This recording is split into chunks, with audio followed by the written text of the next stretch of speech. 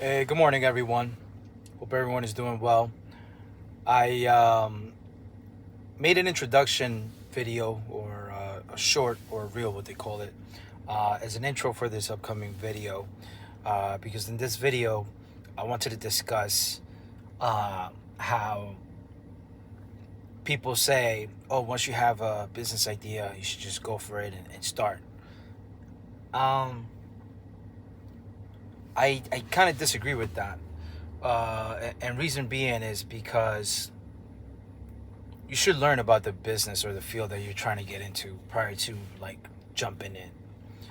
Why? Why? Because some businesses are really slow during certain seasons. And I noticed that when I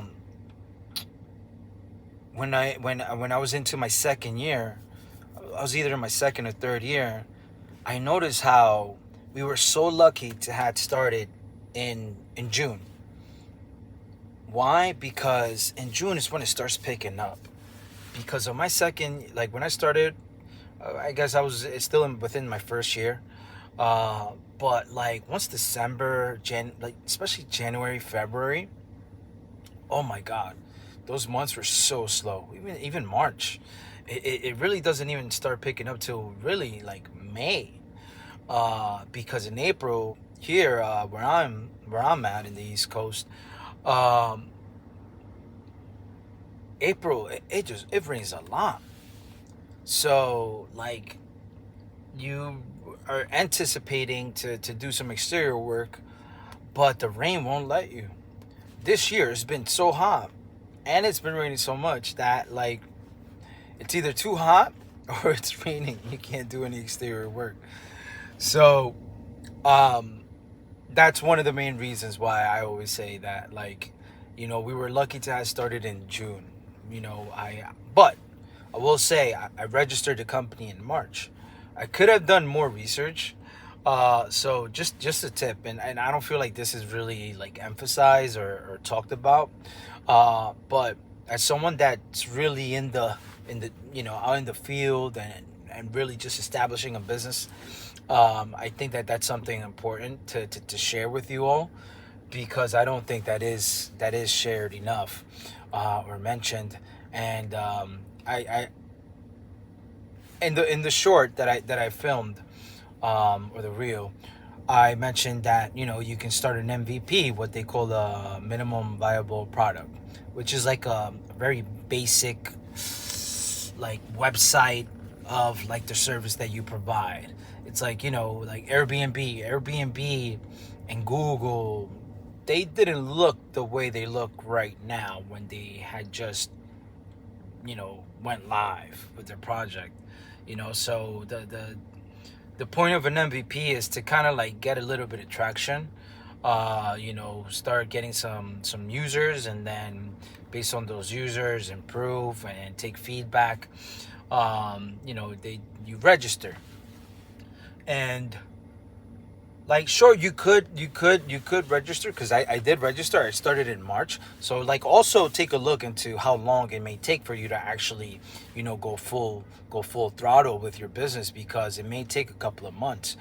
For example, me, I established a company during COVID, and I needed to get my home improvement license, and that was taking long. It was taking longer than it usually would take because of COVID. So it took a decent amount of time. It took me about like, yeah, it took like what, 3 months, yeah. Um, so, but back to my point is that like, just try to be as strategic as possible, and you want to minimize the exposure and the volatility, because there you will have more than enough of it. And that's why I emphasize the importance of doing your due diligence first. Try to understand the field that you're about to go into, and if you can, shadow someone, which I did, and just really try to ask the questions that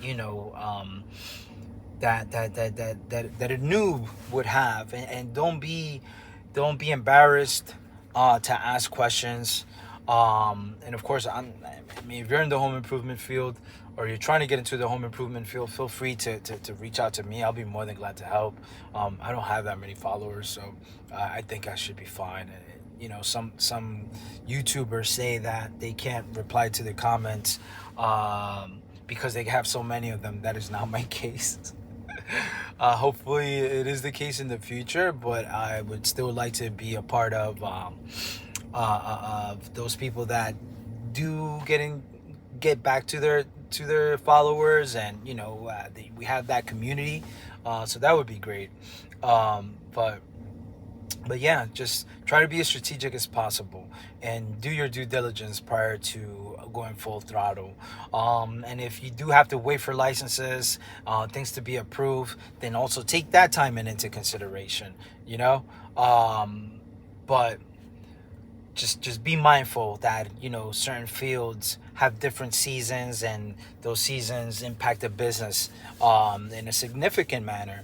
And you know, sometimes you may say, like, I can be pretty cocky at times. I'll be like, I don't care if it's slow season. It's my season. You know, I'm still gonna close on deals. And you know, I did. I was fortunate to remain busy, and then I also learned why I was so busy. You know, I had to learn about my pricing. So I'll discuss that in another video as well. But you can be really good at sales, but you know, sometimes the market does influence a lot of, you know, many other variables. There's so many different variables that have to be taken into consideration and can influence, you know, the business.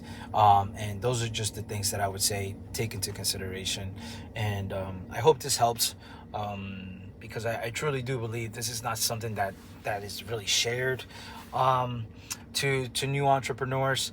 And I didn't notice it until like 2 to 3 years in. I started noticing, you know, because I keep track of my performance, I keep track of our sales reports, and I noticed how during these specific seasons it was like really slow.